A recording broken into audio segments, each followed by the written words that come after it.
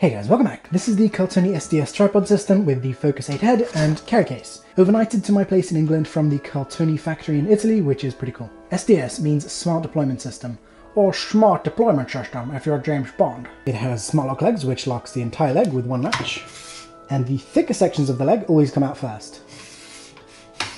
Then these can come out. And a new mid-level spreader which opens wider than most and closes automatically. These legs are designed for speed, like news gathering, live events, and filming grizzly bears. After a few minutes of practice, I was able to open or close the Cartoni in 4 seconds.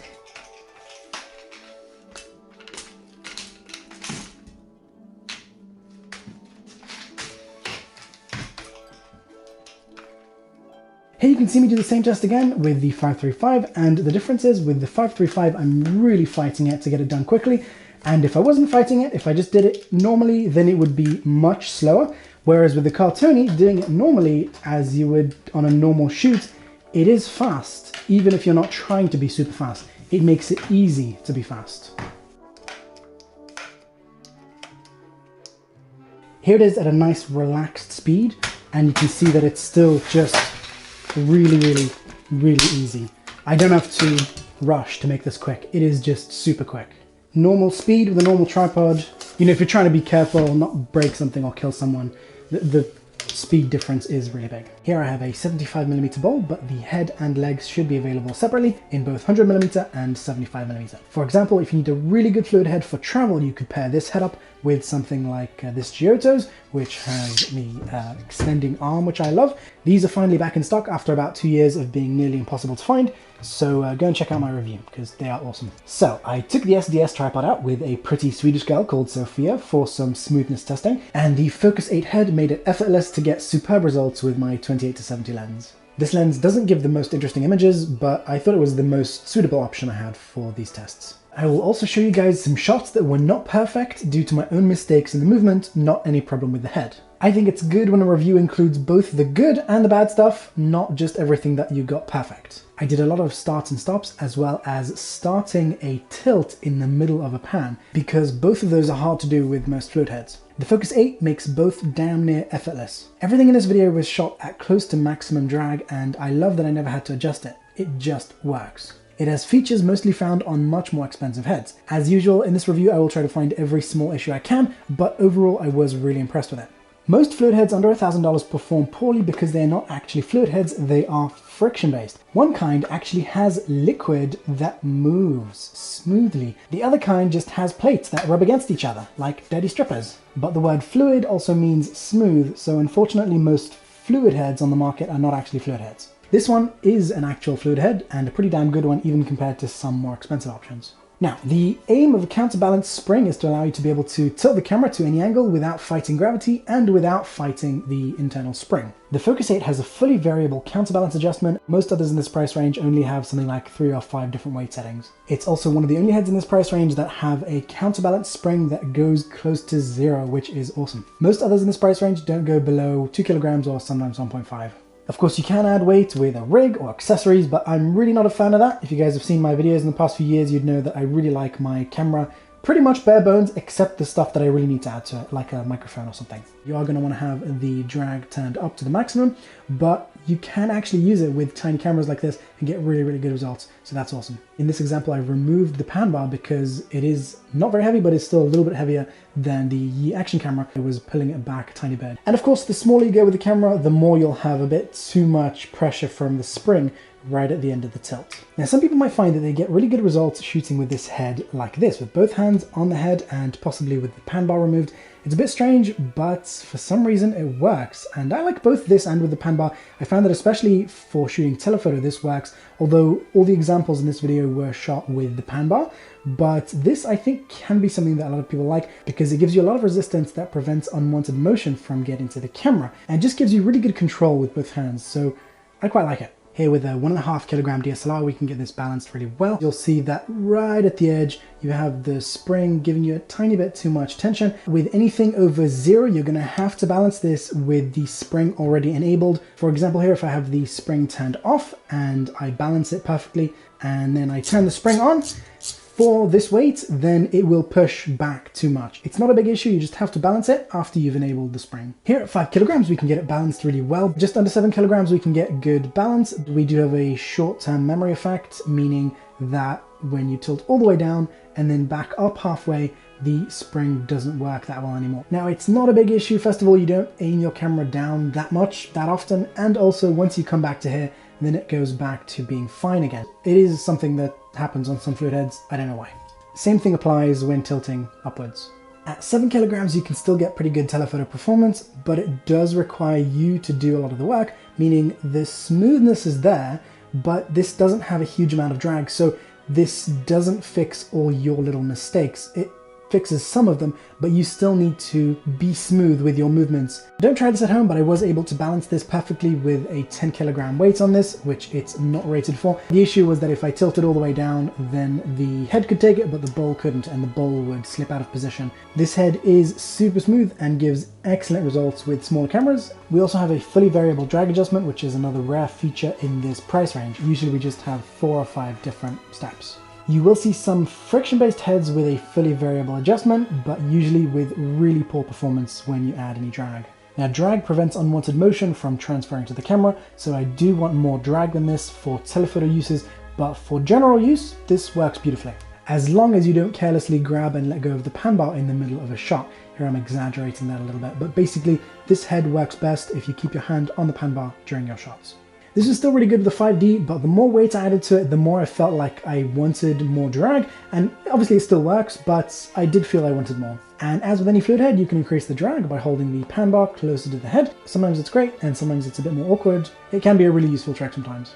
At minimum drag, the tilt goes a little bit looser than the pan, but it's no problem doing wet pans or anything like that. Whoosh.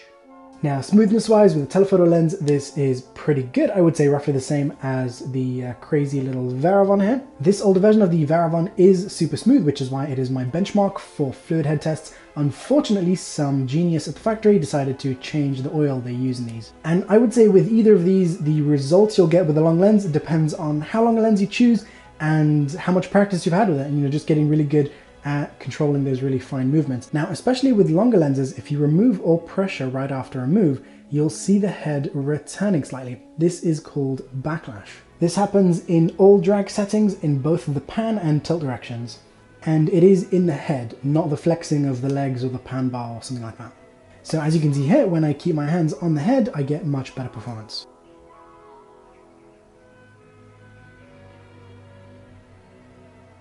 I spoke to Cartoni's president, Elisabetta Cartoni. I said, "Ciao Elisabetta, cazzo fai cappuccino spaghetti?" Because those are the only words I know in Italian. She explained that the backlash is a limitation of the lightweight and compact design of the Focus 8, and that the larger Focus 12 head should be better. I haven't tried myself, so I can't confirm yet. The Focus 8 is perfect in some ways, so I'm definitely interested to see how their larger heads perform. The pan is not always completely silent, but in most filming situations I don't see how that would cause a problem. The drag adjustments are both chunky and very easy to use, as are the pan and tilt locks, which are both very strong. The tilt lock can be accidentally slightly engaged by the user when adjusting the drag. Shouldn't be a big problem, just keep an eye on it. You'll need about 43 half turns to get the counterbalance from minimum to maximum. Here we have the quick release lock, the safety release, and a plate that should fit Manfrotto, Vinton, and Sackler Ace. The plate is a bit long for some cameras, but I guess you could buy a shorter one if you wanted to. Some thinner rubber would hold better and would probably be more durable. I did abuse this plate a little bit in my tests, so this shouldn't happen if you use this properly on a camera, but I've abused this far worse for 7 years. And we have markings here to help you bring the camera back to being balanced after you've taken it off.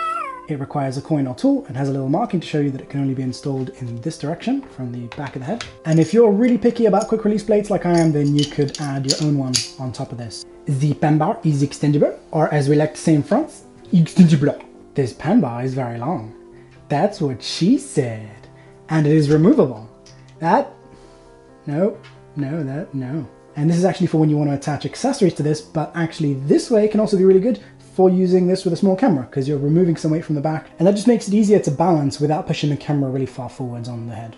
This head is pretty chunky, but I think it's actually Cartoni's smallest head, and this is pretty lightweight at around 1.8 kilograms, and it's around 5 kilograms ready to film, and around 6 kilograms with the bag. The Focus 8 is made mostly of a composite material, except a few parts like the plate, the pan bar, and a spare screw and stuff like that. Composite means a combination of materials. Here that is nylon reinforced with fiberglass and carbon fiber. It doesn't feel very expensive in the hand compared to metal, but it can actually be more durable for the weight than metal, and it allows the Focus8 to cost less than many of its competitors, even though it has much better features. It's also nicer to work with outdoors in cold winters or very strong sunlight, because metal can get very hot or very cold to the touch, especially for people who don't like to work with gloves. The half ball is also made of the same material, so I would be gentle when connecting this to a third-party tripod made of metal, as that could put pressure on this. Elisabetta told me this is not a problem, but that's just my thoughts on it. I wouldn't crank down really hard on the thing here. And she said that using this in direct sunlight is not a problem. The official working temperatures of this are -40 to +60 Celsius. It could hold a slider with a small camera, but this material does flex, so it's really not ideal. If you need to put a slider on one tripod, then you want a good half ball adapter.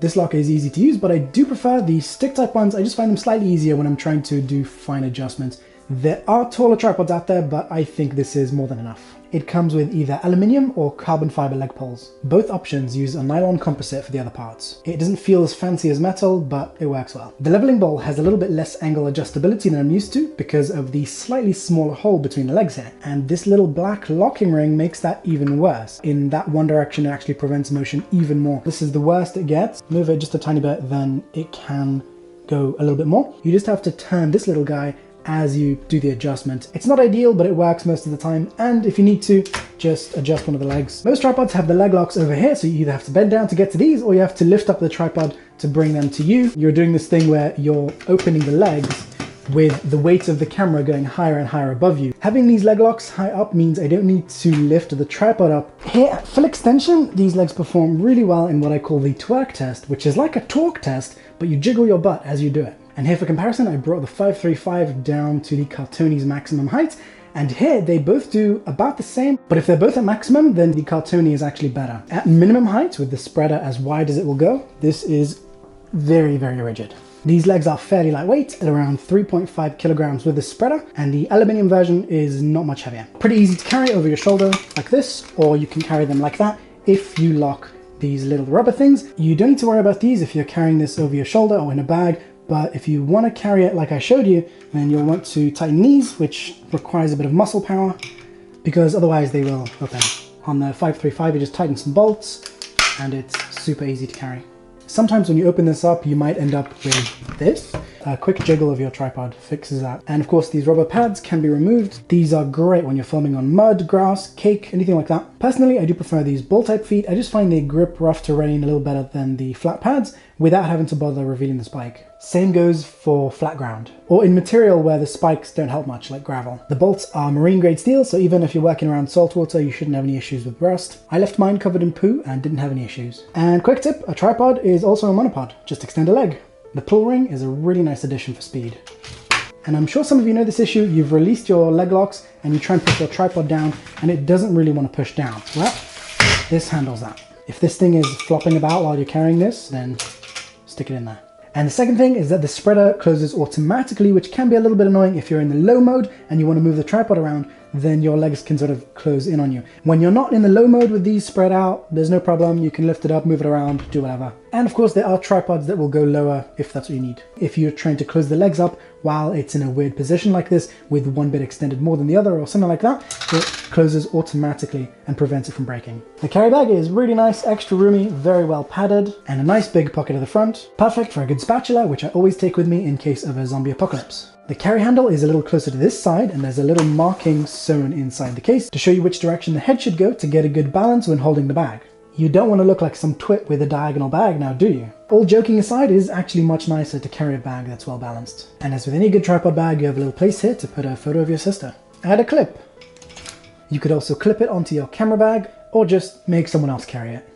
Like a boss! So in conclusion, this is a really damn good fluid head, but you will want to keep your hand on it during the shot. That's just how this thing works. For professional telephoto work, there are heads that will perform better, which, as far as I know, are all heavier and more expensive. The SDS legs are fantastic, especially if speed is important, and they do look really impressive as well. The 535 has some advantages like a lower carrying weight, but I really like these legs. Alright guys, thanks for watching. You can support this channel by getting your stuff from the links down below. Don't forget to subscribe, and I'll see you guys in the next video. Bye! Ladies and gentlemen, we present the best short film ever made, pans, tilts, and incorrect music.